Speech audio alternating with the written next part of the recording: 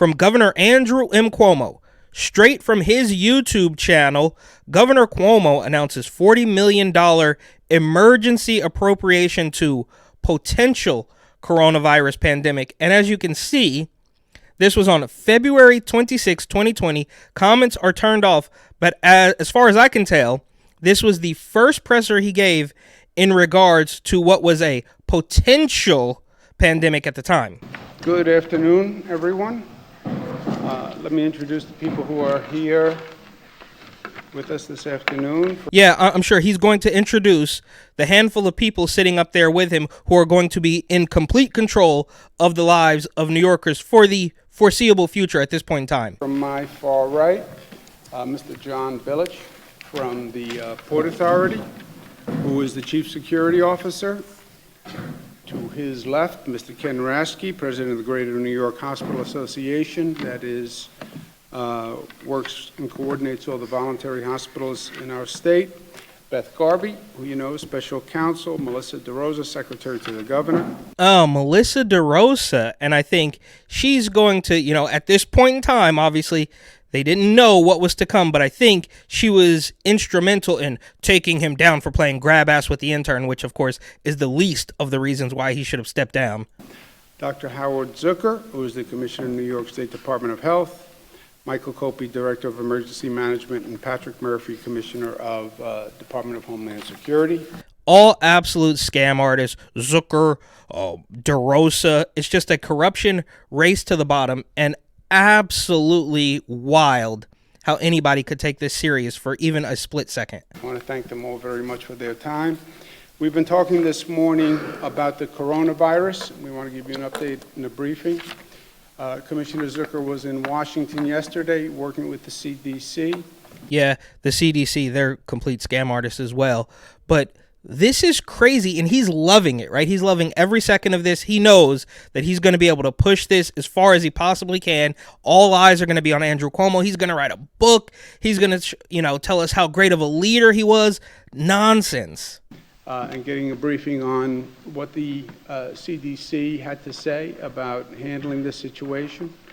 The CDC made it clear that they'll be working with the states, and the states have a significant role in the coordination of the actual services that will be rendered. New York State right now has had 27 cases that we have explored. All of them have come back negative. There is one case that is still pending. Okay, so at this point in time, there's not one. And we're going to see eventually, there's going to be one case and then 7 cases or whatever, and they're going to try to keep track of them until it completely explodes and there's a death ticker on CNN. There have been 53 cases of people nationwide who have tested positive for the coronavirus. I've said before that it is highly probable that you'll see a continuing spread of this virus. It's highly probable that we will have people in New York State who test positive. New York is the front door internationally. We have people traveling here from all across the world. Yep, it's going to happen, and I am going to need $40 million off the top, right? At the very beginning, we got to get in front of this, right? I'm going to eventually kill all the old people. I'm going to implement a curfew. I'm going to write a book. I'm going to sell a poster. But right now, I need $40 million for this potential pandemic. You see how it's spreading and affecting different countries, Italy recently, but that will continue.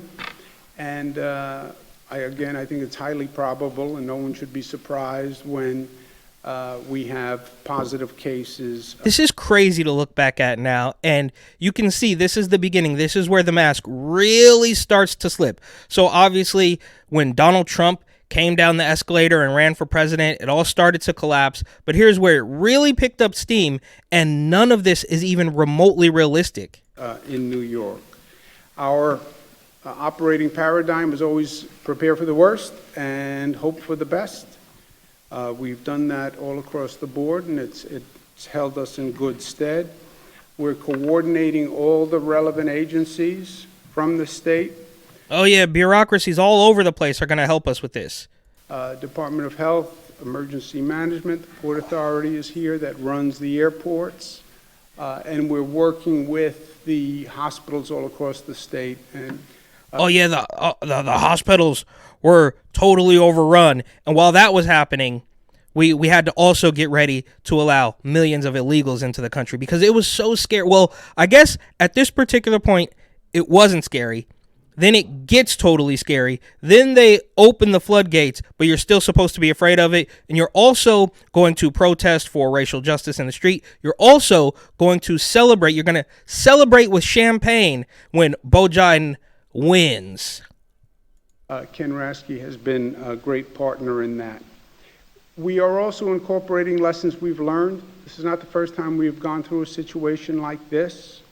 Remember, we had the situation with Ebola at one time that caused great concern, and we went through that situation. We went through SARS. We went through the Zika virus, the H1N1 virus, Legionnaire's disease. And at this point, they're still calling it coronavirus. That went out the window when somebody spotted it on the back of a Lysol bottle. So now, COVID-19 sounds way much more scientifical.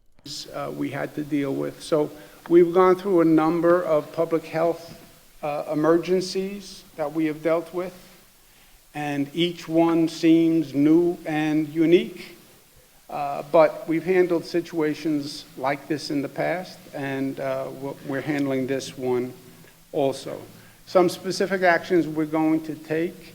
We'll be sending an emergency supplemental appropriations bill up next week to the legislature, asking for an additional $40 million as an emergency supplemental appropriation.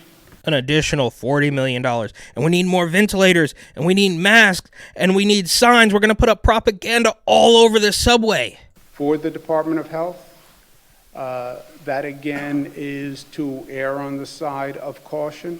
We want to make sure the Department of Health has all the equipment that they would need. Obviously, there's an international rush now to get the right equipment, the right. This is just the beginning. And he would go on to ruin thousands, if not millions, of lives with this nonsense. Of course, he's part of the regime. They were doing it all over the country, right? Whitmer, Newsom, of course. We know that New York and California operate basically down to the day from the same Democratic corruption playbook. And this is where it all started.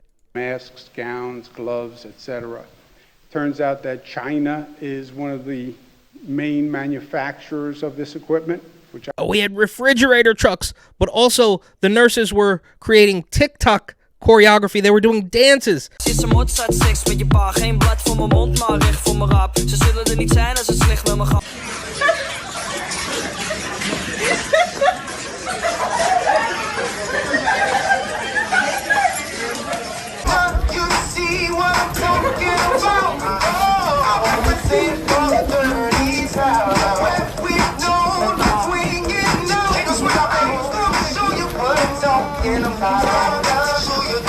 Big booty, what you got a big booty. Big booty, what you got a big booty. Big booty, what you got a big booty. Big booty, what you got a big booty. None of it made any sense. It didn't make sense from day one, and it makes even less sense now, if that's possible. Obviously makes it a little more complicated and problematic. So we want to make sure we're ahead of the curve on that.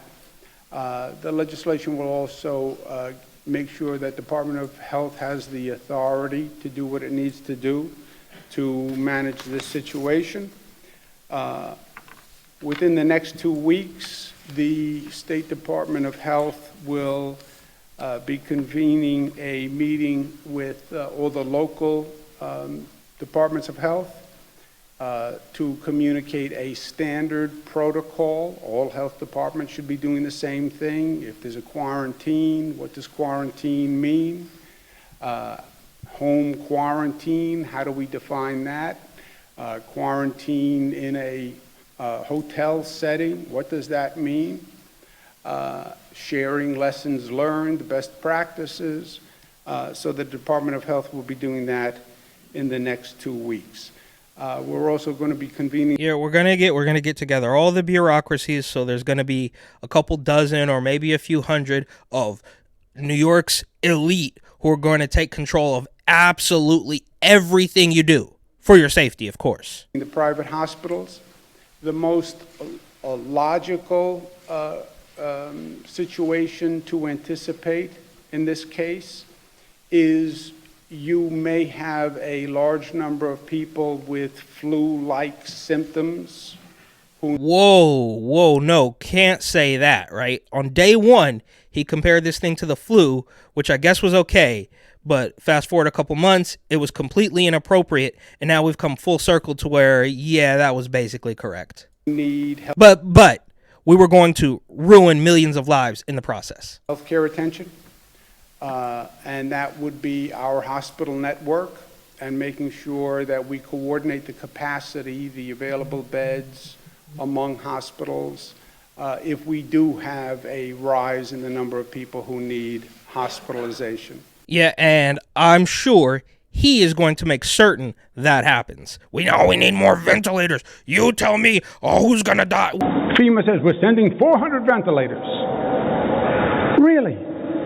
What am I going to do with 400 ventilators when I need 30,000? You pick the 26,000 people who are going to die because you only sent 400 ventilators. What are you talking about, bro? Absolutely wild. And we'll be convening that group with Mr. Rasky's help. We're also bringing our airport operators. We have John F. Kennedy and LaGuardia Airport. JFK is the main airport, Newark Airport in this region that receives a large number of international flights, but people change flights. So we'll be bringing in all the airport operators so we make sure we understand, again, the standard common protocol among all those airport operators, and also that they're talking to the workers in their airports about what this is and what to expect and concerns that might come up. Again, people, every one of these situations, there's a certain anticipation, there's a certain number of questions, and people want their questions answered, and they should be. We'll also... they should... Okay, so people are going to have questions, and they should have them answered, but of course, you fast forward a couple months into the summer of 2020, and there's literally New York Post papers on the street, the news dispensers saying, give us answers, Cuomo, right? I mean, the hypocrisy of these people just knows no bounds. We'll be asking the federal government to allow the state to do its own testing. This state has a very sophisticated Department of Health system. Okay, so $40 million, and we're going to ask the federal government to let us do our own testing. And we're just going to pretend like that's all on the level, like there's not some weird backdoor deals going on. Very sophisticated laboratory. Very sophisticated, yeah, so it's a laboratory. At Wadsworth. One of the issues we now have is it takes a couple of days to get the testing results back. If we could accelerate that by doing testing in the state. Yeah, and then you should go on CNN with your brother and do giant Q-tip prop comedy bits. And the CDC allowed that. That would be very helpful. As a matter of perspective, you take every one of these situations very seriously, and that's what government should do. Whether it was SARS or Ebola or Zika or Legionnaires, we took everyone very seriously. If you prepare correctly, you'll have less of an issue when or if a situation develops into something that is more problematic. I was at the Jewish community. Oh, bro, spit it out. He's trying to be very political and presidential, and nobody knew. I mean, I couldn't have seen it coming that he would step down because of some allegations from, a lady on Long Island or whatever, because there were so many other awful things he did, along with the rest of the regime, but he had to step down. Now, I think he actually stepped down because there was a point in time when he didn't go full bore on the forced pharmaceuticals. He said, well, if you got it, it works, so you don't have to worry if somebody else didn't get it. And that just wasn't enough. That's my personal opinion, but they took him out because, he kissed a woman on Long Island, on the cheek or whatever. Community center this past Sunday. There was a bomb threat, email bomb threat. And bomb threat, whatever. He took down the prior governor, which was Elliot Spitzer, who was tangled up with some high-end hookers, and then Tish James took him out, and they replaced him with Governor Hochul. I cannot believe that there's anybody worse than Andrew Cuomo, or Chris Fredo Cuomo, for that matter. So you can see how the corruption plays out. He took out the governor before him as AG. Then the AG, when he was governor, took him out, and the cycle continues because these people are all so despicable and disgusting. And I remembered something I heard when I was in the federal government on emergency management. They said the threat you don't take seriously is the one that becomes serious. So we take every situation like this seriously. Yeah, very serious stuff. So serious, in fact, that I'm going to need $40 million. And we prepare for it. And but from a public point of view, I want to keep the perspective right. Yes, we're preparing, but this situation is not a situation that should cause undue fear among people. Well, that too went out the window, because you were pulling people out of Applebee's because they failed to produce paperwork. But right now, it's, you don't have to panic. People. Yes, it is a serious illness, has a higher mortality rate. And Fauci did the same thing. Oh, well, it doesn't provide the perfect protection. Then, wearing two just makes common sense. There was even a point in time where he suggested wearing goggles. And the flu, etc., but not like Ebola, not like some of these other situations. We had 17,000 people in the state of New York last week who had the flu, 17,000. And that, too, went by the wayside, right? There was, I think 2021 or 2022, when there were literally articles about, where did the flu go? Wild. I mean, this is crazy. How could it just disappear like that? We've dealt with situations like this in the past, and we'll deal with it. Yeah, okay. I'm sure, bro. And he is just getting started. Like I said, there are hundreds of these videos on his channel directly. So I think we're going to have to look at, it would be pretty much impossible to take a look at every single one. But this is the first one. And, I guess I will try to sift out some of the more important press conferences that Andy Cuomo did all the way up until he held one, declaring that he was leaving office.